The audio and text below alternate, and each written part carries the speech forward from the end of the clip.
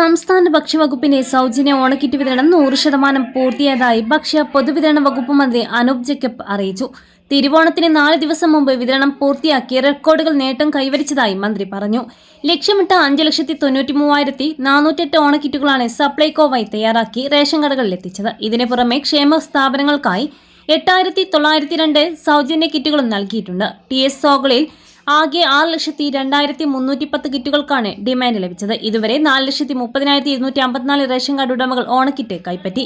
നിലവിൽ 1,59,552 കിറ്റുകൾ റേഷൻ കടകളിൽ സ്റ്റോക്കിലുണ്ടെന്ന് മന്ത്രി അറിയിച്ചു. ഓണത്തോടനുബന്ധിച്ച് പൊതുവിപണിയിലെ വിലക്കയറ്റം നിയന്ത്രിക്കുന്നതിനും അവശ്യ സാധനങ്ങളുടെ ലഭ്യത ഉറപ്പാക്കുന്നതിനുമുള്ള ക്രമീകരണങ്ങളും സപ്ലൈകോ പൂർത്തിയാക്കിയിട്ടുണ്ട്. റേഷൻ കടകളിലൂടെയും സപ്ലൈകോ ഔട്ട്ലെറ്റുകളുടെയും സബ്സിഡി സാധനങ്ങളുടെ ലഭ്യത ഉറപ്പാക്കിയിട്ടുണ്ടെന്നും ഓണവിപണിയിൽ പൊതുജനങ്ങൾക്ക് ആശങ്കപ്പെടേണ്ട സാഹചര്യമില്ല എന്നും മന്ത്രി വ്യക്തമാക്കി.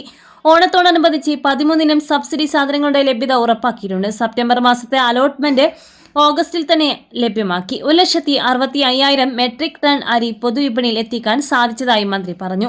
സപ്ലൈകോയുടെ ഓണം ഫെയറുകളിലൂടെയും ഔട്ട്ലെറ്റുകളുടെയും മിതമായ നിരക്കിൽ സാധനങ്ങൾ ലഭ്യമാക്കി വിപണിയിലെ നിലവാരം നിയന്ത്രിക്കുകയാണ് സർക്കാരിന്റെ ലക്ഷ്യം. ഓണത്തോടനുബന്ധിച്ച് ഒരുക്കിയിട്ടുള്ള ഫെയറുകളും മറ്റ് സൗകര്യങ്ങളും പൊതുജനങ്ങൾ പരമാവധി പ്രയോജനപ്പെടുത്തണമെന്നും മന്ത്രി അഭ്യർത്ഥിച്ചു.